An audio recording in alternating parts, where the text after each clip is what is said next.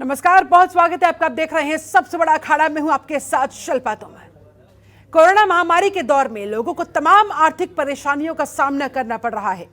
कई लोगों की कमाई और बचत इस दौर में काफी हद तक कम हुई, कई लोगों की तो खत्म ही हो गई।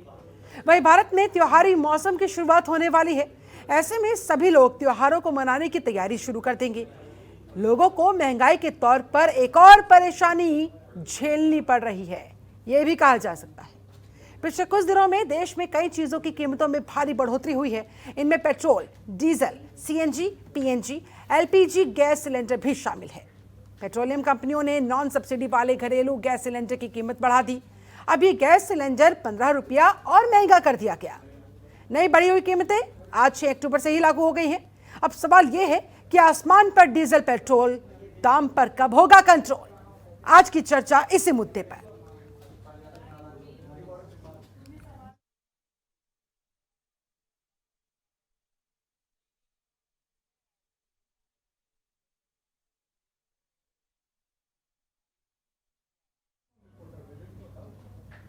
बढ़ती हुई महंगाई के बाद बहुत सारे सवाल खड़े होते हुए, मसलन आसमान पर पहुंच चुका है डीजल पेट्रोल दाम पर, लेकिन कब होगा कंट्रोल। इस सवाल का जवाब सरकार से लेने की करेंगे कोशिश। एक और महत्वपूर्ण सवाल यह कि दाम बढ़ने से जनता आहत, आखिर कब मिलेगी राहत।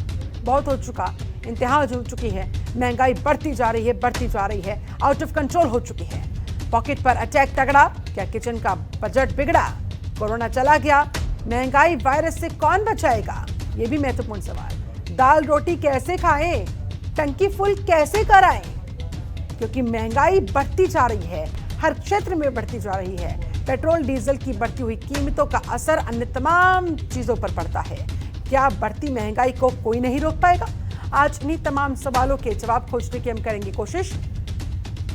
हमारे साथ एक पूरा खास पैनल इस समय जुड़ा हुआ है। पैनल का मैं तारुफ जल्दी से आपसे करवा देती हूँ। हमारे साथ बीजेपी नेता अश्विनी शाही जी जुड़े हुए, बहुत स्वागत है सर आपका। हमारे साथ कांग्रेस प्रवक्ता रिटायर्ड विंग कमांडर अनुमा आचार्य जी जुड़ी हुई है, बहुत स्वागत है मैम आपका। डॉक्टर अभिषेक राय हमारे साथ मौजूद है, समाजवादी पार्टी के प्रवक्ता है, बहुत स्वागत आपका भी। अभिषेक राजाराम अर्थशास्त्री के तौर पर हमारे साथ मौजूद है, बहुत स्वागत है आपका भी। अब से थोड़ी देर में वरिष्ठ पत्रकार रवि पाराशर भी हमारे साथ जुड़ने वाले हैं। तो सबसे पहले आप सभी मेहमानों का बहुत बहुत स्वागत करती हूं और चर्चा की शुरुआत अश्विनी शाही जी आपके साथ करना चाहूंगी। साग सब्जी का क्या हाल है, कैसे चल रहा है घर बार आपका? हाँ, बेहतरीन तरीके से आप बता पाएंगे, जरा बताइए, पता भी लगेगा लोगों को कि आपको वास्तविकता से कितना सरोकार है, हकीकत कितनी मालूम है।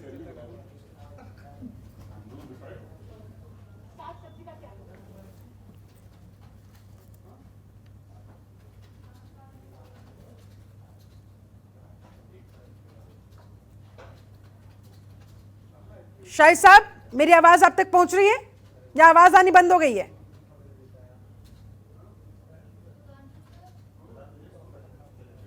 लगता है आवाज पहुंच नहीं पा रही है, उनका रुख करेंगे। लेकिन और भी मेहमान मेरे साथ जुड़े हुए हैं। अभिषेक राजाराम हमारे साथ अर्थशास्त्री के तौर पर जुड़े हुए हैं।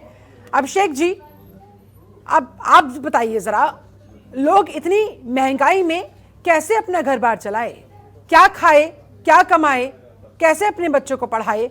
आप एक अर्थशास्त्री है, बेहतरीन तरीके से बता पाएंगे कि कोरोना काल में खास तौर पर लोगों की कमर कैसे टूटी है, महंगाई किस तरह से तिल तिल करके लोगों को मारे जा रही है और लोग बेबस हैं, सरकार कुछ नहीं कर पा रही है।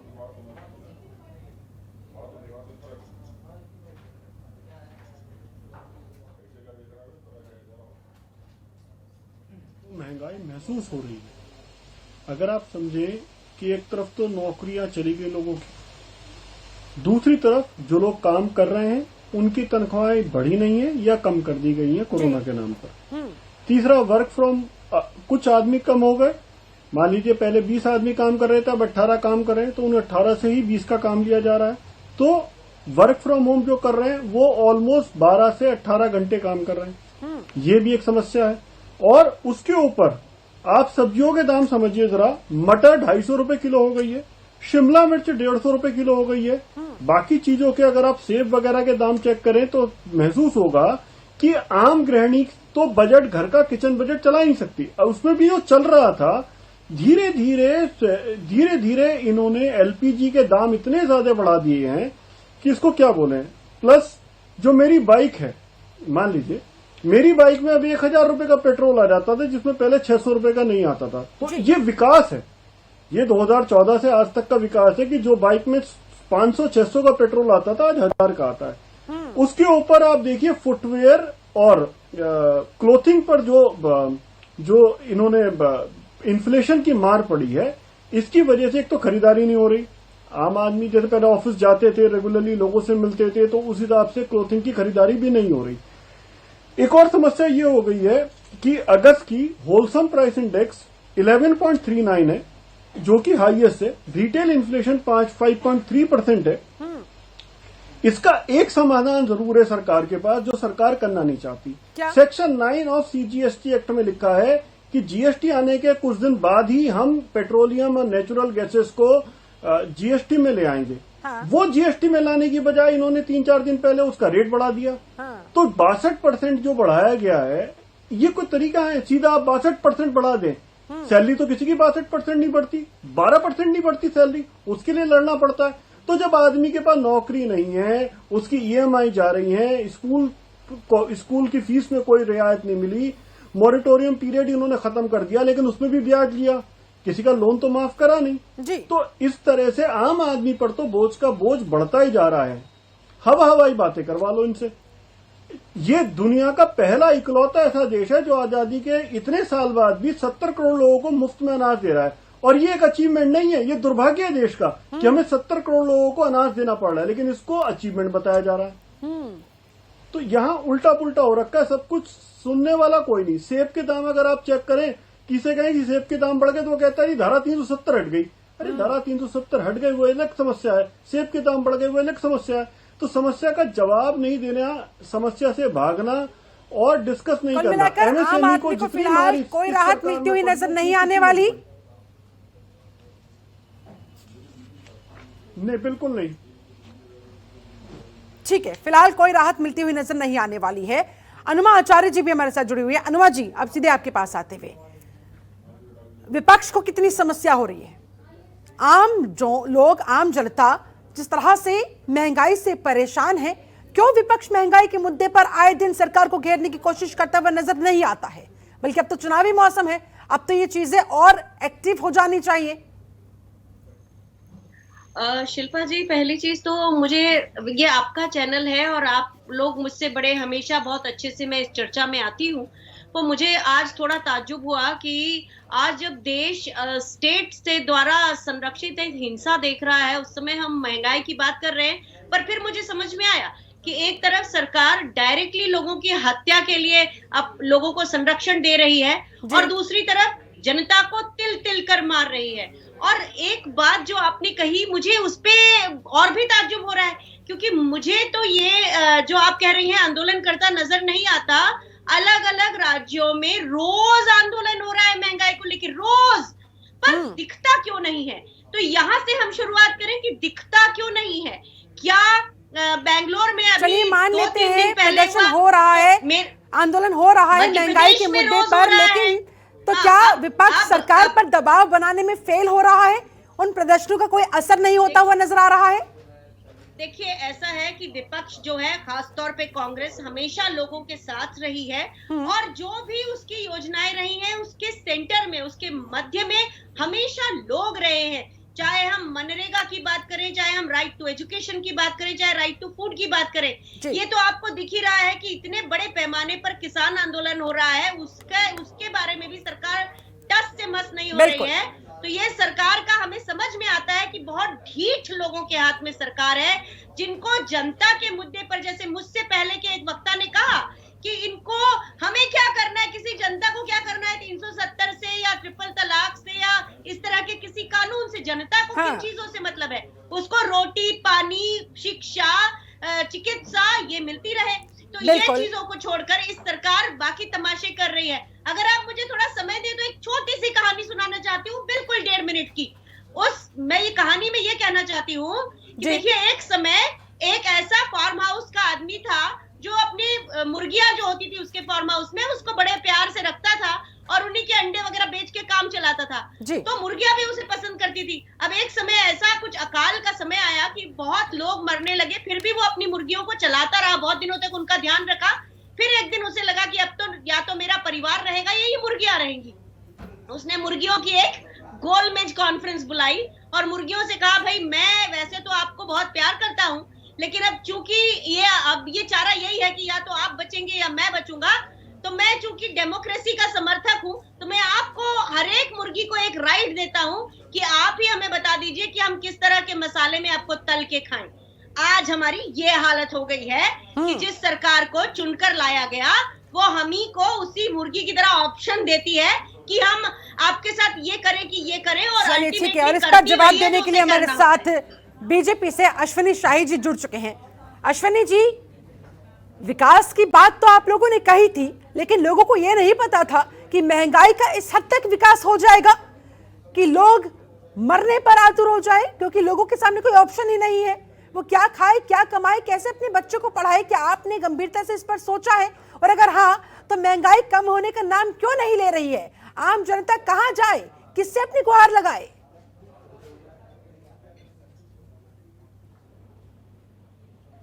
हेलो, बोलिए अश्विनी जी।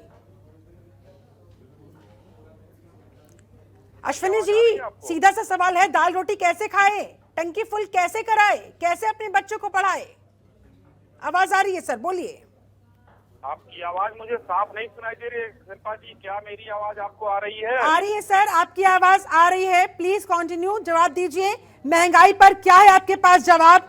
क्या है आपके पास जनता के लिए राहत? अगर है तो बताइए।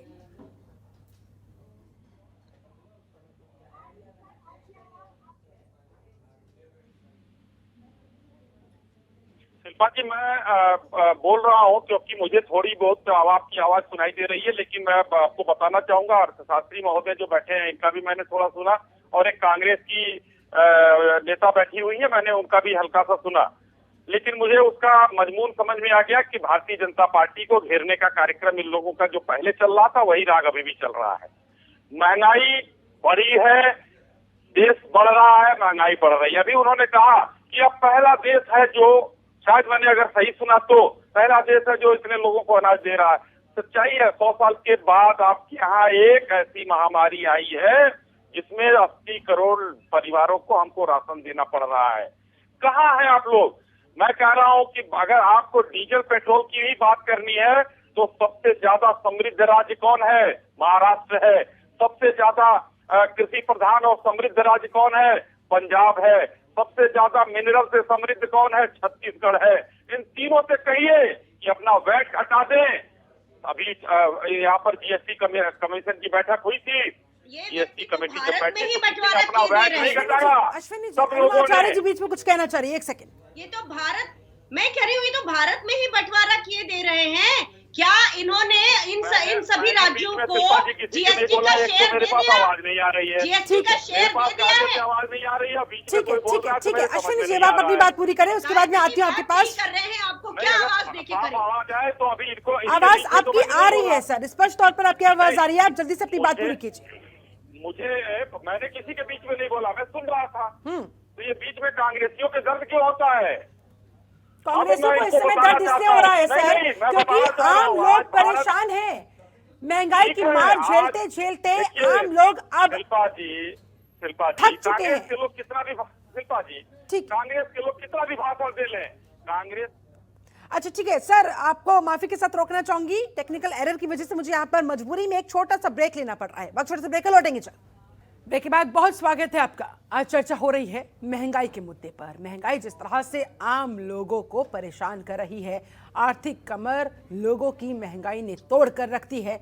लोग जाए तो कहां जाए, किससे अपनी गुहार लगाए? सरकार सुनने को तैयार ही नहीं है। आज इसी मुद्दे पर चर्चा करने के लिए हमारे साथ एक पूरा खास पैनल जुड़ा हुआ है। एक बार फिर से पैनल के पास जाते हुए, अश्विनी शाही जी, अगर अब मेरी स्पष्ट तौर पर आपके पास आवाज पहुंच पा रही हो तो आपसे सीधे से सवाल का सीधा सा जवाब चाहूंगी। ये महंगाई इतनी बढ़ती क्यों जा रही है? आप लोगों का महंगाई पर कंट्रोल क्यों नहीं है? आम लोग इतने परेशान हो चुके हैं कि जहर खाने को भी पैसे नहीं बचे हैं।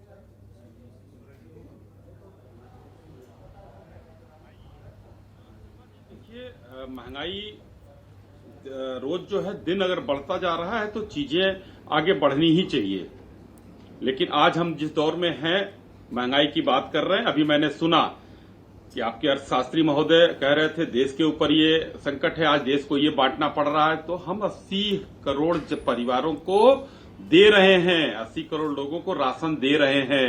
ये सरकार इन्हीं सब चीजों से डीजल पेट्रोल से ले आती है।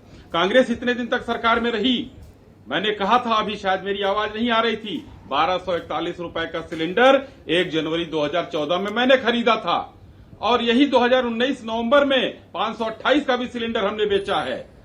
ये 1241 में रेणुका चौधरी जी ने क्या कहा था ये सबके सामने है बयान, वो मंत्री थी उस समय। कांग्रेसियों को वो भी दिन याद रखना चाहिए। दूसरी चीज मैं कहता हूं, अभी मैंने जब कहा कि ये प्रदेश हैं, अभी जीएसटी काउंसिल की लखनऊ में बैठक हुई, उसमें भाजपा शासित प्रदेशों के समेत सभी प्रदेशों ने मना कर दिया कि हम इसको जीएसटी के दायरे में नहीं लाना चाहते हैं। मैंने क्या कहा कि अगर किसी को, कांग्रेस को दर्द हो रहा है तो कांग्रेस को चाहिए कि सबसे समृद्ध प्रदेश है महाराष्ट्र, मैंने बांटा नहीं था अनुमा जी, समृद्ध है वो महाराष्ट्र, समृद्ध है पंजाब, समृद्ध है छत्तीसगढ़, तो ये लोग एक उदारवादी छवि दिखाएं और अपने यहां से जीएसटी जो उनको वैट के रूप में मिलता है वो उसका कम कर दें। पहले कि अनुमा जी इस पर जवाब दें, मुझे आपत्ति है। अश्विनी शाही जी, मुझे आपत्ति है और आपत्ति इस बात की है कि महंगाई के मुद्दे पर टॉपी ट्रांसफर क्यों कर दी जाती है। आप लोगों को जनता ने प्रचंड बहुमत क्यों दिया था? इसलिए दिया था ना कि कांग्रेस से जो कमियां रह गई थी वो आपने वादा किया था हम पूरी करके दिखाएंगे, महंगाई की मार से लोगों को बचाकर दिखाएंगे, इसलिए तो इतना अति विश्वास अब मैं अगर कहूं लोगों ने आप पर दिखाया। क्या उसका ये सिला आप लोग देंगे? आपत्ति आपकी हो सकती है सच हो, लेकिन मैं इसको यहां पर बेमानी मानता हूं, क्योंकि सरकारों ने, जो पिछली सरकारें थी, उन्होंने क्या किया था, मैं उसके आंकड़े भी सुन लीजिए ना, कि तो आपत्ति आपके अपने आप आ जाएंगे। इस सरकार में एक समय नरसिम्हा राव जी की सरकार में यही अर्थशास्त्री प्रधानमंत्री, उस समय वित्त मंत्री हुआ करते थे, विदेशी मुद्रा जीरो थी, जीरो, और आज जो है 500 अरब डॉलर के ऊपर हमारा विदेशी भंडार है। में नहीं जाते हैं ना, एक सेकंड, 2014 से तो आप ही की सरकार है ना, 2024 आने वाला है महज 3 सालों के बाद, तब तक भी आप क्या यही बात कहते रहेंगे, इसी बात को दोहराते रहेंगे कि हम तो अभी पुरानी सरकारों का ही जो बोझ है वो झेलते आ रहे हैं, इतने गड्ढे हो गए थे उन्हें भरते आ रहे हैं। अरे तो आप हमारी बात का जवाब नहीं जाने देंगी शिल्पा जी, जनता में तो कैसे जनता लोग सुन रहे हैं सर, ठीक है, I am giving you time, स्पष्ट चीज को जाने दीजिए, 20 more seconds please complete yourself. अगर मैं बीच में मेरे न बोला जाए, मैं कंप्लीट कर रहा हूं, मैं ये कह रहा हूं कि अगर पिछली सरकारों का हम लोग लेके नहीं चलेंगे, आज विदेशी फंड जीरो था उस समय, उनके समय में, और आज हम 500 अरब डॉलर के ऊपर लेकर आए हैं, तो क्या हम देश को मजबूत नहीं किए हैं? सामरिक रूप से हमने देश को मजबूत नहीं किया है। आज कोरोना आया हुआ है, कोरोना में हमने सबको कुछ भी बोल रहे हैं शिल्पा जी, इनकी इस बात से तो बेहतर है एक करके एक वैक्सीन लगाने के लिए दे दिया गया। आपका इस पर छोटा सा रिएक्शन, उसके बाद डॉक्टर अभिषेक राय काफी देर से इंतजार कर रहे हैं, फिर डॉक्टर अभिषेक राय के पास जाऊंगी। ठीक है अश्विनी जी, आपकी बात आ गई है, अनुमा जी आपका रिएक्शन। शिल्पा जी, विदेशी मुद्रा के भंडार की जिसकी बात कर रहे हैं उसी तरह से है कि 370 लगा दी और हटा दी और ये कर दिया वो कर दिया, इसमें जनता का मुद्दा कहाँ है? आपके विदेशी मुद्रा भंडार से किसको फायदा हो रहा है भाई? आप तो किसी योग्य नहीं छोड़ रहे हैं। बड़ा अधिकार दक्ष जब पावा, अति अभिमान हृदय तब आवा, वही काम है इनकी कहानी। और ये एक चीज समझ लीजिए कि लोहे का स्वाद जो है ना वो घोड़े से पूछना है, लोहे का स्वाद बनाने वाले कांग्रेस समझ में आती है कि नहीं बात? अरे चुप रहिए, इस तरह की आपकी वाहियात बातों से देश की जनता का कोई भला नहीं हो रहा है। देश को खत्म कर दिया, देश को कांग्रेसियों ने बेच दिया, देश के खुद का नहीं छोड़ा, इन लोगों ने देश को इसकी तरक्की कर दी, लोकतंत्र की हत्या से लेकर गरीबी की नेचा के, लेकिन इन बातों से लोगों को पेट तो नहीं भरता ना, उनके बच्चों की फीस तो जहाँ नहीं हो जाती ना, ये बात आप दोनों को सोचनी होगी, समझनी होगी, और ज्यादा दायित्व बनता है सरकार का। ठीक है, कांग्रेस ने जो किया सो किया, अब जवाबदेही यहाँ पर बीजेपी की बनती है ना। 2014 से आप लोगों की सरकार है, कब तक आप इसका ठीकरा कांग्रेस पर फोड़ते रहेंगे? ठीक है, आऊंगी आप दोनों के पास। डॉक्टर अभिषेक राय, आपके पास आते हुए 2022 के विधानसभा चुनाव में महंगाई कितना बड़ा मुद्दा बनने वाला है, कितने सशक्त तरीके से आप इस मुद्दे को उठाने वाले हैं, क्योंकि ये मुद्दा सीधे तौर पर जनता से जुड़ा हुआ। शिल्पा जी, समाजवादी पार्टी जनता से जुड़े हर मुद्दे को उठाएगी, चाहे वो महंगाई हो, चाहे वो किसानों की बात हो। अभी मैं अश्विनी भाई को सुन रहा था, बड़े विज्ञान प्रवक्ता हैं और सारी चीजें हैं, एकदम आंकड़ों के से ये लोग बड़े खेल करते हैं। अभी भाजपा सरकार जुमलेबाजी की चैंपियन है। इनका एक पोस्टर होता था 2013-14 में, आपने देखा होगा, बहुत हुई महंगाई की मार, अब की बार भाजपा सरकार। बिल्कुल। अब ये महंगाई कहते हैं ये तो जायज है। अभी आपके टीवी चैनल पे इन्होंने बोला ये जायज है। तो ये किस तरीके से इसको जायज ठहरा सकते हैं? जो सिलेंडर, ये लोग कहते हैं ना, उज्ज्वला योजना का बड़ा ये प्रचार करते हैं। अभी पिछले एक डेढ़ महीने में करीब 100 रुपए सिलेंडरों के दाम बढ़े हैं। इस कोरोना काल में और क्या कहते हैं लॉकडाउन में कितने लोगों की नौकरियां गई? उत्तर प्रदेश की सरकार में इनके मंत्री स्वामी प्रसाद मौर्य जी का बयान है, वक्तव्य है विधानसभा में। उन्होंने कहा 58% लोगों की नौकरियां गई। या तो इनके मंत्री झूठ बोल रहे हैं, या तो भाजपा के प्रवक्ता आपको उसे खेलना बेहतर जानते होंगे। अभी अश्विनी भाई ने कहा कि 80 करोड़ परिवारों को ये लोग अनाज दे रहे हैं। मैं आपसे पूछना चाहता हूं, अश्विनी भाई से पूछना चाहता हूं, हमारे देश की आज की जनसंख्या 134 करोड़ है, तो आप 80 करोड़ परिवारों को कहां बांट रहे हैं? अगर एक परिवार में, क्या एक सदस्य का एक परिवार मानते हैं आप? कितना झूठ बोलोगे साहब? 5 किलो अनाज देके उस पे फोटो छपवा रहे, उसका पैसा कहां से आया? पेट्रोल लोगों को अश्विनी जी, मैं जवाब लूंगी एक बार। अश्विनी भाई प्लीज, डॉक्टर राय अपनी बात पूरी करें, एक एक करके प्लीज पूरी बात हमारी सुनिए। देखें, पेट्रोल और डीजल महंगा हो गया, लेकिन पूरे 4.5 साल उत्तर प्रदेश में जितने पेट्रोल पंप थे सब पे फोटो और बैनर छप जाते हैं। उसका पैसा कहां से आता है? अगर उसी को कम कर दिया होता, अपना पोस्टर और बैनर ना छपवाया होता, तो शायद जनता को ये मार ना झेलनी पड़ती। ये कहते हैं कि भाजपा कांग्रेस वाले अपने, लेकिन डॉक्टर अभिषेक राय, ईमानदारी से इस बात का जवाब दीजिए, क्या जिस तरीके से महंगाई का मुद्दा विपक्ष को उठाना चाहिए था, उठाया जा रहा है? क्योंकि महंगाई से ज्यादा, इस मुद्दे से ज्यादा तो जाति के मुद्दे उठाए हैं, अन्य तमाम मुद्दे उठाए हैं। शिल्पा जी हम उठा रहे हैं। हमारी विजय यात्रा 12 तारीख से शुरू होने जा रही है। माननीय राष्ट्रीय अध्यक्ष जी 12 तारीख से विजय यात्रा निकालने जा रहे हैं। उसमें हमारा मेन मुद्दा जो है वो महंगाई है, किसान है, बेरोजगारी है, उत्तर प्रदेश की बदहाली है और उत्तर प्रदेश की अराजकता जो आजकल फैली हुई है। चाहे लखीमपुर की घटना देख लो आप, चाहे गोरखपुर की घटना देख लो, चाहे आप हमीरपुर की घटना देख लो, चाहे झांसी की घटना देख लो, चाहे महोबा की घटनाएं गिनाते गिनाते थक जाऊंगा। अश्विनी भाई नोट नहीं कर पाएंगे। ठीक है, इसका जवाब मैं शाहिद जी से लूंगी, लेकिन उससे पहले अनुमा जी एक बार फिर से आपके पास आते हुए, क्या विपक्ष इस बात को समझ रहा है कि बाकी सारे जाति धर्म के मुद्दों से ऊपर, कहीं ऊपर महंगाई का ये मुद्दा है, क्योंकि ये सीधे सीधे जनता को कनेक्ट कर पाता है। ऐसे में जाहिर तौर पर अगर सशक्त तरीके से इस मुद्दे को उठाया जाएगा तो एक बहुत बड़ा हथियार आप लोगों के लिए साबित हो सकता है और लोगों को राहत भी मिल सकती है। देखिए शिल्पा जी, विपक्ष, ये जो आप हथियार कह रही हैं ना, विपक्ष जो है वो अपने भरसक जितने प्रयास हैं वो सारे अलग अलग स्टेट्स में और पूरे देशव्यापी भी हड़ताल की है, आंदोलन किया है, लेकिन आप अपने साथ तय देखिए कि क्या ये सरकार किसी भी मुद्दे पे अपनी ढीठता से बाज आ रही है। मैं वही कह रही हूँ कि जो लोहे का स्वाद है ना, वो घोड़े से नहीं पूछना है, वो लोहार से नहीं पूछना है, घोड़े से पूछना है। जो भुक्तभोगी है उसे पता है कि लोहे का स्वाद क्या है। ये सरकार, इसने जनता को महंगाई की भट्टी में झोंक दिया है और अभी जनता तड़प रही है। पहले की सरकारों में यही लोग जो अभी जिनको ये कहते हैं कि हम फ्री में राशन दे रहे हैं, ये लोग अपना रोजगार करते थे, स्वाभिमान की 2 रोटी खाते थे। पर इन्होंने क्या किया है, उनको गरीबी की रेखा के नीचे लाकर और उनको हाथ फैलाने पर विवश किया है। बहुत से लोगों की आत्महत्या, मतलब आप देख रही होंगी कि बहुत से लोगों ने बेरोजगारी के कारण आत्महत्या की है। 97% परिवारों की आय कम हुई है। ऐसी सारी जितनी भी चीजें हैं ये हो रही है और हर बार विपक्ष जो है, ना केवल प्रेस कॉन्फ्रेंस पर अलग अलग राज्यों में, मध्य प्रदेश में, कर्नाटक में, अपने तमाम आंकड़े रखे। इन्हीं आंकड़ों के साथ अब मैं अभिषेक राजाराम जी के पास जाना चाहूंगी, अर्थशास्त्री है। अभिषेक जी, लग तो लेकिन ये रहा है कि हम कितने भी आंकड़े क्यों ना गिनवा ले, कितने भी आंकड़े सरकार की आंखें खोल खोल कर उसके आगे क्यों ना रखे, मानो कोई फर्क पड़ ही नहीं रहा है। सरकार तो आंखें नीचे बैठी है, जानबूझकर आंखें नीचे बैठी है, मानो कुछ हो ही नहीं रहा हो, मानो कोई असर न पड़ रहा हो। ऐसे में कैसे फिर आम लोग अपना जीवन यापन करें?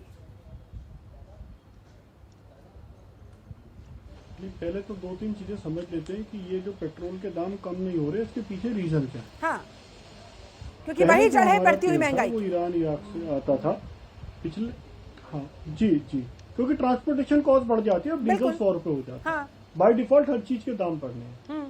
और इसका जो बुरा असर पड़ेगा वो मार्च 22 के आसपास बहुत ज्यादा बुरा असर पड़ेगा।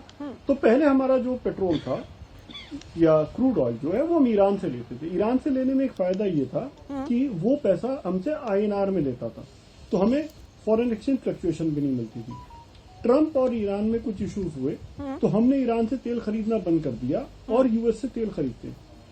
2-3 समस्याएं इसमें ये है कि एक तो यूएस का तेल की क्वालिटी खराब है, पहली चीज। दूसरी चीज, वहां से ट्रांसपोर्टेशन कॉस्ट ज्यादा मिलती है। तीसरी, यूएस जो है वो जो पैसा लेता है वो US डॉलर में लेता है, तो हमारे पास फॉरेन एक्सचेंज फ्लक्चुएशन भी हो रही है।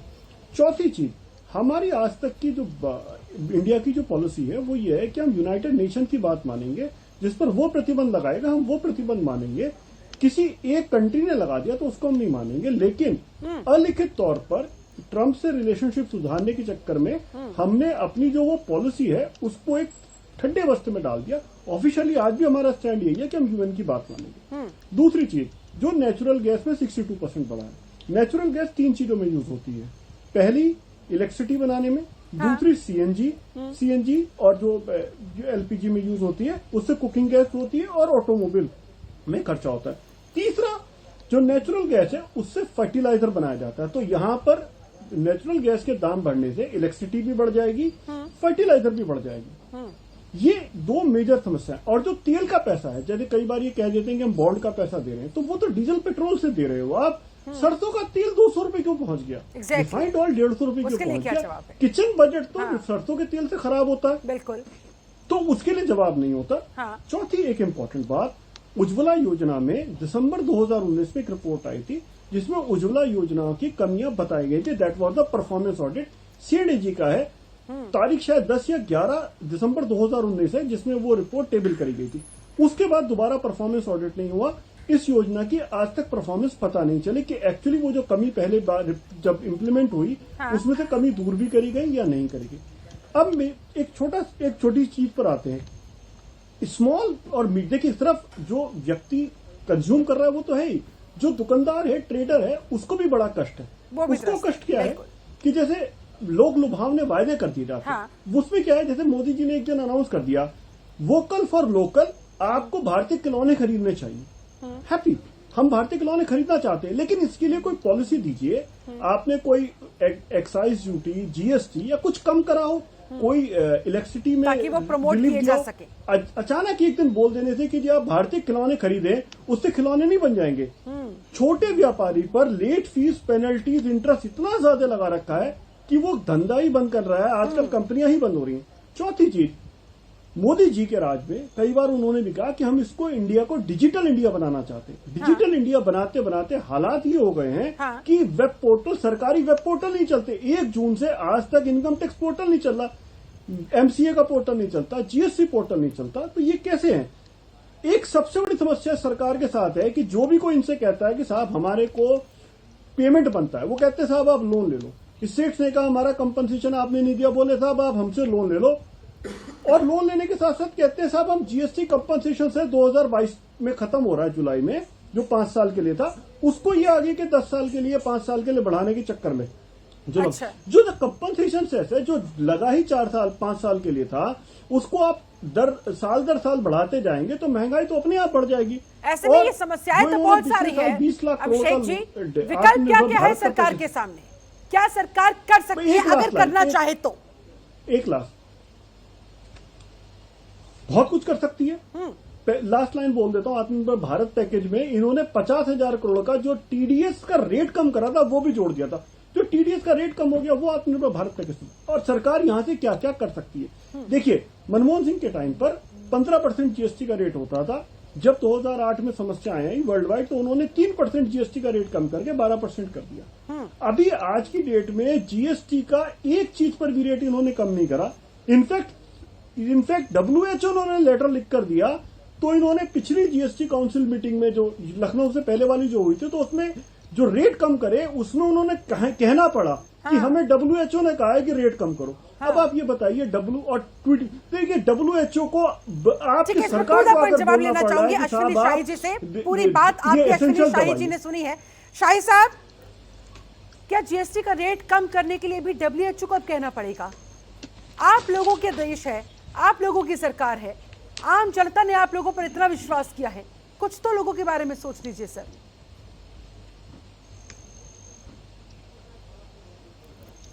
शिल्पा जी देखिए, हमारे अर्थशास्त्री महोदय राजा राम जी जो है बहुत बढ़िया भाषण दिए हैं। मैं अर्थशास्त्री नहीं हूं, आंकड़े गिनाए हैं। इसी धरती, इसी हिंदुस्तान के निवासी ये भी हैं।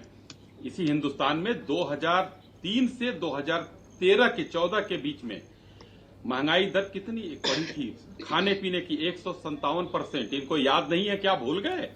सब्जी 350% महंगी हुई और दाल हम लोगों ने 200 रुपए खाया है। शिल्पा जी आपने भी खाया होगा। क्यों तो आप किस बात को जस्टिफाई कर रहे हैं? महंगाई को जायज ठहरा रहे हैं। सरकार बहुत आप कुछ मुझे कर हाँ या सकती ना में है, जवाब दीजिए। बहुत कुछ कर सकती है। महंगाई जो ये बढ़ती जा रही है जायज है आपके हिसाब से? ये तो होनी ही चाहिए, तो नॉमिनल है। मैं 2003 से 14 के मैं 2000 देखिए आप अगर हमारे मुंह से निकलवाना चाहती हैं तो मैं कह रहा हूं कि समय के साथ अगर महंगाई बढ़ रही है तो कोई बुराई नहीं है। मैं कह रहा हूं, आप इसको कोट कीजिए, आप यही कहलवाना चाहती थी, मैं कह रहा हूं। लेकिन आज जब आप खुद ही कह रहे हैं 100 रुपए किलो खरीद कि कर बढ़ते वक्त के साथ, बढ़ते समय के साथ महंगाई भी बढ़ रही है, तो फिर आप बताइए, आप मुझे ये बताइए, आप फिर राहत देने पर सीरियस तरीके से कैसे काम करेंगे? आप तो मुझे बोलने नहीं देती शिल्पा जी, क्यों बुलाती हैं? नहीं, अगर मुझे पूरा बात नहीं बोलने, एक लाइन बोलूंगा फिर आपकी आ जाएगी, तब तक कांग्रेस की कूद पड़ेगी। मुझे आपत्ति होता है जो आप क्यों बीच में मेरे क्यों इंटरप्शन होता है? मेरी बात क्यों नहीं जाने दिया जाता? गले नहीं उतरती है ना? अच्छा ठीक है, अब आप बोलिए, लेकिन अगर कहीं मुझे लगेगा कोई शब्द, कोई वाक्य आप अनुचित बोल रहे हैं तो मैं रोकूंगी, मैं टोकूंगी सर, लेकिन please this is your time, continue. आप नहीं, आपने 200 रुपए किलो दाल खरीदा है कि नहीं खरीदा? अरे तो कांग्रेस को बदला भी तो है, वो बात आप क्यों भूल जाते हैं? हमें नहीं पसंद आई थी महंगाई उस समय, तो कांग्रेस को बदला भी है। 100 रुपए खरीद रहे हैं कि नहीं? आप भी चाहते हैं आप लोगों को भी बदल दिया जाए? आज 100 रुपए खरीद रहे हैं कि नहीं खरीद रहे हैं? आज 100 रुपए खरीद रहे हैं ना? उस समय सामरिक स्थिति में क्या थी? पहन के जूता नहीं था पहन के लड़ने के लिए सीमा पर। आज हमारे पास वो मिसाइल नहीं थी, वो हमारे पास हेलीकॉप्टर नहीं थे कि हम लड़ाई लड़ सके। हम लोगों ने जो लड़ाई लड़ी है, इनको कुछ नहीं मालूम है कि पहले क्या हुआ था, ये डिफेंस के बारे में कुछ नहीं बोलिए। जानते और इस मूर्खता पर अरे आप एक एक करके ठीक है, एक बार, एक सेकंड, अनुमा जी एक सेकंड, आप मूर्ख हैं, फालतू में ऐसे अनुचित शब्दों का इस्तेमाल मत कीजिए, please I am requesting. Ashwini Shahi ji, personal attack बिल्कुल नहीं होना चाहिए। मुद्दे पर बात करते हैं, महंगाई पर बात करते हैं, पर्सनल अटैक के लिए बिल्कुल मैं इजाजत नहीं दूंगी। एक एक करके। व्यक्तिगत होंगी तो हम लोग छोड़ने वाले नहीं है, ये व्यक्तिगत होंगी तो हम लोग छोड़ने वाले नहीं है। कांग्रेस को उखाड़ फेंकने का काम हम लोगों ने किया है और करते रहेंगे। आकर बैठ जाती हैं लोग मुंह बनाकर। अरे क्या झूठ बोलने देंगी? देश का नाश कर दिया आप लोगों ने, देश का नाश करके रख दिया कांग्रेस ने 56 सालों में। और यहाँ बनी है आकर यहाँ क्या बताएंगी? 200 रुपए किलो दाल हमने खरीदा है, 1241 रुपए का सिलेंडर हमने खरीदा है, 70% की पेट्रोल की कीमत में बढ़ोतरी हमने झेली है। आज आप भाषण देने लायक है? किस मुंह से भाषण देंगी? क्या भाषण देंगी? क्या भाषण देंगी? ये मुद्दे को क्या तथ्य रखेंगी? आपके पास कोई तथ्य नहीं है। देखिए ना, देश की जनता देख भी रही है। इससे बड़ी विडंबना की बात और क्या हो सकती है? महंगाई जैसे मुद्दे पर ना लोगों को भाषण चाहिए, ना आरोप प्रत्यारोप चाहिए। लोगों को चाहिए तो वो है राहत। और ये बात मैं आप दोनों से कह रही हूँ, पक्ष से भी कह रही हूँ, विपक्ष से भी कह रही हूँ। बोली मैम। शिल्पा जी, मुझे इनके झूठों पर आपत्ति है, सारी आपत्ति सिर्फ झूठ पर है और किसी चीज पर नहीं है। तथ्य नहीं रखते हैं ये। मेरा ये कहना है, इन्हीं के सांसद वरुण गांधी आज इनके खिलाफ बोल रहे हैं इन्हीं के सत्य प्रकाश मलिक जी आज इनके खिलाफ बोल रहे हैं। धीरे धीरे करके पूरा देश इनके खिलाफ बोलेगा, क्योंकि इनके झूठों की मियाद बहुत बढ़ गई है। अभिषेक राजाराम भी कुछ कहना चाह रहे हैं। आ रही हूं सर आपके पास। अश्विनी जी, मेरा छोटा सा सवाल बस इतना, आपको लग रहा है महंगाई को कम किए जाने की आवश्यकता है? आपको लग रहा है? आज सरकार 140 करोड़ देशवासियों के साथ खड़ी है, चाहे वो वैक्सीनेशन की बात हो या चाहे राशन बांटने की बात हो, चाहे उनके खातों में पैसे पहुंचाने की बात हो। ये लोग कहते थे ना 1 रुपया में 15 पैसा पहुंचता है, आज 1 रुपया में 1 रुपया पहुंचता है। हम सीना ठोक के कहते हैं 1 रुपये में 1 रुपया। क्या आपको लग रहा है महंगाई को कम करने की आवश्यकता है? क्योंकि जब आपको लगेगा तभी तो आप उस पर काम करेंगे ना। अगर आपको लगेगा ही नहीं कि महंगाई ज्यादा है या बढ़ती जा रही है, तो आप क्या खाक उस पर काम करेंगे कम करने के लिए? चले, अभिषेक राजाराम काफी देर से कुछ कहना चाह रहे हैं, आप अपनी बात रखिए सर। उसके बाद डॉक्टर अभिषेक राय आपके पास आ रहे हैं। मेरे सिर्फ 2 सवाल हैं। ये पेट्रोल, क्या देश को महंगे पेट्रोल से बचाने के लिए क्या ये बीजेपी और कांग्रेस मिलकर उसको जीएसटी के दायरे में लाने के लिए तैयार हैं? हाँ, पहला सवाल। ठीक है। दूसरा, देश के सामने ऐसी क्या जरूरत आ गई कि हमने ईरान से तेल खरीदना बंद करके यूएस से तेल खरीदना शुरू कर दिया, जिससे कि हमें फॉरेन एक्सचेंज का भी लॉस हो रहा है, हाँ, ट्रांसपोर्टेशन कॉस्ट भी लग रही है, समय भी वेस्ट हो रहा है। ठीक है, 2 चीजें। और तीसरी सबसे बड़ा सवाल, क्या 2011-12 में जो ये रेट सब्जियों के महंगाई जो डायन थी, हाँ, वो आज जस्टिफाइबल है? कैसे हो? हमने 2012-13 में खूब महंगाई डायन है, महंगाई जो डायन थी वो अब जस्टिफाइबल कैसे हो गई है? अश्विनी शाही जी, अनुमा जाऊंगी, लेकिन मेरा इस समय अश्विनी जी से इन दोनों सवालों के जवाब लेना बहुत जरूरी है। पहला सवाल ये कि पेट्रोल डीजल को जीएसटी के दायरे में क्यों नहीं लाया जा रहा? दूसरा सवाल ये, ईरान से तेल ना लेकर यूएस से ले रहे हैं, बहुत सारा नुकसान भी यहां पर इस वजह से देश को हो रहा है। सरकार क्या कर रही है? क्या किसी विकल्प पर काम करने की कोशिश हो रही है? 2 सवाल जी, मैं पॉइंटेड सवाल है, पॉइंटेड जवाब देता हूं। महंगाई किसी को अच्छी नहीं लगती, देशवासी मैं भी हूं, देशवासी आप भी हैं। महंगाई पर कंट्रोल करने के लिए सरकार दृढ़ संकल्प है, जहां उसको मौका मिलेगा महंगाई कम करने पर काम करेगी। दूसरी चीज, अभी महामारी आई हुई थी हमारे देश में, इस वजह से बहुत सी चीजें गड़बड़ हुई हैं, इस वजह से महंगाई दिख रही है, नहीं तो हम कंट्रोल कर ले गए होते। दूसरी चीज मैं कहना चाहता हूं, हमने डीजल और पेट्रोल का जो अभी वैट और टैक्स की बात की, ये पूरे देश की बात है, कोई प्रदेश का नहीं चाहता है। केंद्र सरकार ने कहा, केंद्र सरकार चाहती है कि इसको जीएसटी के दायरे में लाया जाए, लेकिन मैं इसको अंडरलाइन करके बोल रहा हूं, भारतीय जनता पार्टी शासित राज्यों के समेत कोई भी राज्य, चाहे कांग्रेस शासित हो या किसी दूसरे दल के शासित हो, किसी ने हामी नहीं भरी कि इसको उसमें लाया जाए, क्योंकि उनके इनकम का जरिया है, राज्य को भी चलाना है। तीसरी बात मैं कहना चाहूंगा कि भारतीय जनता पार्टी की सरकार ने इस पर एक काम किया है, और राजाराम जी इसको मानना पड़ेगा आपको, शायद सोचेंगे या जानते ही होंगे कि भारत में इस सरकार ने पेट्रोल के और डीजल के विकल्पों पर भी काम करना शुरू कर दिया है। अभी आपने देखा होगा, जेट्रोफा पर बायोडीजल पर एक हवाई जहाज उड़ाकर देहरादून से और दिल्ली तक आया है। हमने उस पे एथेनॉल पे भी काम करना शुरू कर दिया है कि डीजल और पेट्रोल की जो बढ़ती हुई महंगाई है, इसको हम कैसे कम करें और विकल्पों पर कैसे जाएं। आज सौर ऊर्जा का विकल्प हमारे पास है, आज हाइड्रोजन के विकल्प के बारे में हम बात कर रहे हैं। तो हिंदुस्तान जो है आने वाले आगे की सोच रहा है कि पेट्रोल और डीजल की निर्भरता यूएस और ईरान पर हमारी न हो, हम अपने आत्मनिर्भर बने और हम देश को बेहतर विकल्पों की तरफ ले जाएं। अनुमा जी लग रहा है आपको? देखिए, ये पहले से सुनिए, अब मेरी बात सुनिए शिल्पा जी, और मुझे पूरी करने दीजिएगा कि इन्होंने बार बार महाराष्ट्र और छत्तीसगढ़ और पंजाब, इन सब राज्य सरकारों की बात की। हाँ। क्या इन्होंने, केंद्र सरकार ने उनको उनके जीएसटी का शेयर पूरा दे दिया है? राज्य अपनी रेवेन्यू कहां से निकालेंगे? उनके पास और कौन सा चारा बचता है जब केंद्र सरकार उनके साथ बेईमानी कर रही है, उनका जीएसटी का शेयर उन्हें नहीं दे रही है? और एक और सच्चाई ये है कि अगर हम पूरा टैक्स जो लगता है उसे तौलें, जो पेट्रोल डीजल पर लगता है, तो सेंट्रल गवर्नमेंट का जो एक्साइज है वो पूरे टैक्स के 70% के लगभग है, और राज्यों का जो है वो बाकी बचे 30% में आता है। तो ये एक सच्चाई है जिससे ये मुकरते हैं। ये कॉर्पोरेट को टैक्स एग्जेम्पशन दे सकते हैं, लेकिन जनता को राहत नहीं दे सकते।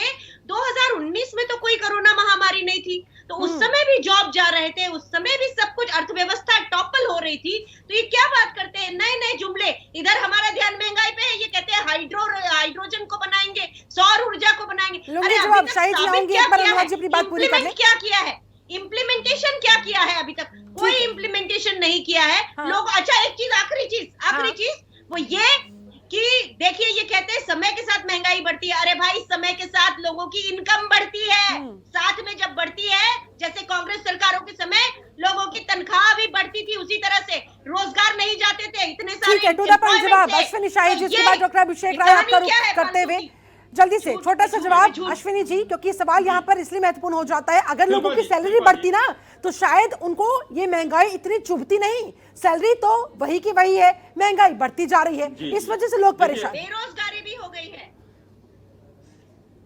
शिल्पा जी देखिए, अनुमा जी के तीन सवाल आए हैं, तीनों का मैं पॉइंटेड जवाब दे देता हूं, बहुत लंबा नहीं जाना है। ये सैलरी बढ़ना और नौकरी जाना, ये 100 साल के बाद ये कोरोना आया है, इसने बहुत लोगों के जीवन को अस्त व्यस्त किया है। इसका मतलब उसमें नहीं जाना चाहिए। दूसरा, इन्होंने इम्प्लीमेंटेशन की बात की। हवाई जहाज देहरादून से और दिल्ली जाके उतरा है, तो इम्प्लीमेंट हो रहा है, कब उतरा है। तीसरी बात जो सबसे भ्रम वाली स्थिति, अरे सुन लीजिए भाई, अरे सुन लीजिए, जवाब सुनिए ना, जवाब सुनिए। आपने कहा वैट की स्थिति और जीएसटी राज्य सरकारों को, फिर आप नहीं सुनेंगे। अरे सुनिए तो भाई, मैं पूछ रही हूँ, अरे सुनिए तो, वही तो जवाब देने जा रहा हूँ, तो आप चिल्ला क्यों रही हैं? अरे चिल्ला क्यों रही हैं? वही जवाब दे रहा हूँ, वही जीएसटी की बात पे आ रहा हूँ। छाती मत ठोकिए अपना, शांति से रहिए। रुकिए। अरे पानी पी लीजिए, थोड़ा पानी पी लीजिए। की बात करिए। जैसे शिल्पा जी, अभी तक तो मेरा जवाब हो गया होता, यही तो होता है ना, एक दूसरे के सामने जब बात की जाती है तो किसी की बात स्पष्ट तौर पर सामने नहीं आ पाती। डॉक्टर अभिषेक राय भी इंतजार कर रहे हैं ना, मुझे उनके पास भी जाना होगा, तो अब तक आपका जवाब आ गया होता तो बेहतर होता। शिल्पा जी 10 सेकंड जल्दी से, ठीक है, हाँ बोलिए सर, बोलिए। ये बीच में बोलती है, I am giving you time, एक लाइन का जवाब है फास्ट। देखिए, इनको मैं आपके माध्यम से मैं कहना चाह रहा हूं कि अगर 100 रुपए डीजल या पेट्रोल का दाम है, तो उसमें से 33 रुपए सरकार को मिलता है, केंद्र सरकार को, और 24 रुपए मिलता है राज्य सरकार को। ये एकदम स्पष्ट है। अभी इन्होंने भी कहा वही बात, मैं भी कह रहा हूं। लेकिन क्या ये बताएं, अर्थशास्त्री महोदय हमारे बैठे हैं, ये बताएंगे कि उस 33 में से कितना राज्य सरकारों को जाता है? उस 33 में से भी राज्य सरकारों को जाता है जिस पैसे की बात ये कर रही हैं, और जो अभी तक जून तक का सभी राज्यों को दिया जा चुका है। ये बस हमको कहना था। चलिए ठीक है, डॉक्टर अभिषेक राय, अब आपके पास सीधे तौर पर आते हुए, आरोप प्रत्यारोप बहुत हो चुका सर, लोगों को ये सब नहीं चाहिए, लोगों को भाषण नहीं चाहिए, ब्लेम गेम नहीं चाहिए, लोग तो बस चाहते हैं कोई भी हो, कोई भी पार्टी हो, बस राहत दे दे, जो भी सत्ता पर आए वो जुमलेबाजी नहीं करे, राहत देने का काम करे, तभी लोगों को विश्वास हो पाएगा। प्रचंड बहुमत भाजपा को इसीलिए दिया था क्योंकि इन्होंने जुमले फेंके थे। 15 लाख खातों में महंगाई की दर कम करने की बात करी थी, ऐसी बातें इन लोगों ने करी थी। लेकिन ये उससे भी अंग्रेजों से बड़े ठग निकले। ये कहते हैं ना, जैसे साहूकार टैक्स पे टैक्स लेता है, उस तरीके से ये लोग टैक्स लेते हैं। जनता के ऊपर इतना टैक्स तो शायद अंग्रेजों ने भी नहीं लगाया जितना भाजपा की सरकार ने लगाया। आप एक गाड़ी खरीद लीजिए, आपको पहले टैक्स देना होगा, उसके बाद आपको इनकम टैक्स देना होगा, उसके बाद टोल प्लाजा पे टैक्स देना होगा। लेकिन गरीबों के थाली से जो इन्होंने रोटी छीनने का काम किया, ये प्रदेश की जनता और देश की जनता इनको माफ नहीं करेगी। कभी कह रहे थे 80 करोड़ को इन्होंने वो दिया, यानी आप कहना चाहते हो कि भारत की जनता में 60% लोग गरीबी रेखा के नीचे हैं, जिनको आप अनाज बांट रहे हो। ऐसा मजाक मत करो साहब, ऐसा मजाक सुनित भाई देश की जनता बर्दाश्त नहीं कर पाएगी। झूठ बोलो, हद में बोलो, आंकड़े सही करवा लो अपने एनालिस्टों से। आंकड़े पेश करने से पहले समझा करो। आज क्रूड ऑयल का दाम 77 रुपए बैरल है इंटरनेशनल मार्केट में, और आप हमें कितने में दे रहे हो? और इस तरीके से आपने किसानों की खाद महंगी कर दी, डीएपी महंगा कर दिया, और अपनी फोटो प्रचार चीजों की फोटो कम नहीं हुई, बड़े बड़े होर्डिंग लगाए, वो भी जनता के टैक्स नहीं रही तो हम लोगों की तो क्या सुनेंगे। चलिए ठीक है, मेरे पास समय की कमी, आप सभी से मैं जल्दी फाइनल कमेंट चाहूंगी। सबसे पहले अभिषेक राजाराम, एक लाइन में आपका फाइनल कमेंट। लग रहा है सरकार चाहती है कि लोगों को राहत मिले, या सरकार को लग रहा है कि महंगाई तो है ही नहीं, तो राहत तो बहुत दूर की बात है? सरकार को लग रहा है ये महंगाई जस्टिफाइड है। जब तक कोई आदमी किसी भी काम को जस्टिफिकेशन देता है, जस्टिफाई करता है, तो उसमें सुधार की गुंजाइश नहीं है। सरकार चूंकि जस्टिफाई कर रही है महंगाई को, तो वो इसको कम करने के लिए काम नहीं करेगी। ठीक है, अनुमाचार्य जी, आपकी उम्मीदें? मेरा ये कहना है कि बहुत तमाशा हो गया। अब जवाबदेही लेके सरकार इस देश की जनता के साथ न्याय करे, क्योंकि जवाबदेही नहीं लेती। ये उस तरह से व्यवहार करते हैं जैसे कि कोई और चला रहा है सत्ता और ये सवाल पूछ रहे हैं। अब तो कम से कम जवाबदेही ले सरकार। डॉक्टर अभिषेक राय, फाइनल कमेंट आपका। कैसे लेंगे आप सरकार से जवाब, और कैसे बनाएगा विपक्ष सरकार पर दबाव कि उसे हर हाल में महंगाई को कम करने के लिए मजबूर होना पड़े? हम एकदम जन आंदोलन से निकल रहे हैं, हम सड़कों से निकल रहे हैं, समाजवादी सड़क पे होंगे। कल आपने एक वो देखा था आईना, जिसमें राष्ट्रीय अध्यक्ष को इन लोगों ने करने नहीं दिया। समाजवादी पार्टी हर जिले मुख्यालय थे, हर तहसील से, हर थाने से मौजूद थी, और ये जनता से जुड़े हुए मुद्दे हम उठाएंगे। 12 तारीख से हमारा विजय रथ निकलने वाला है, और ये विजय रथ 22 में इनकी उत्तर प्रदेश सरकार को, मोदी सरकार को अलग के वापस जनता की चुनी सरकार बनाएगा। ठीक है, अश्विनी शाही जी, जाते जाते कैसे आप लोगों को भरोसा दिलाएंगे, कैसे विपक्ष को समझाएंगे कि सरकार क्या कर रही है महंगाई को कम करने के लिए, लोगों को राहत देने के लिए? सब्जी, दाल, रोटी, फल, तेल, पेट्रोल, डीजल, गैस, बहुत लंबी लिस्ट है sir.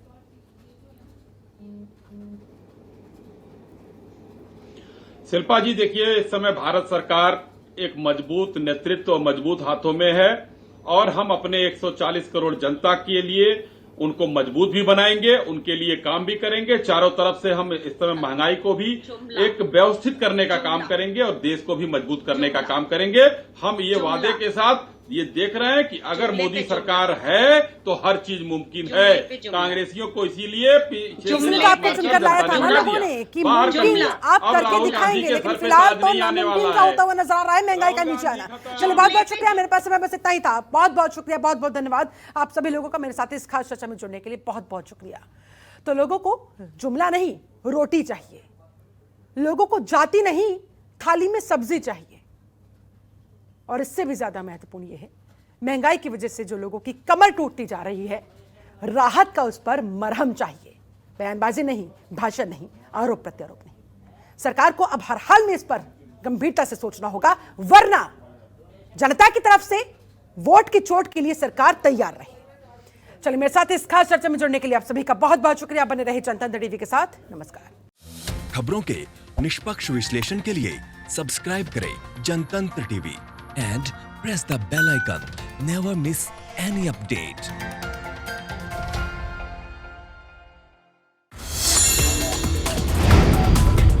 Download the Janatantra TV app, available on Google Play and App Store.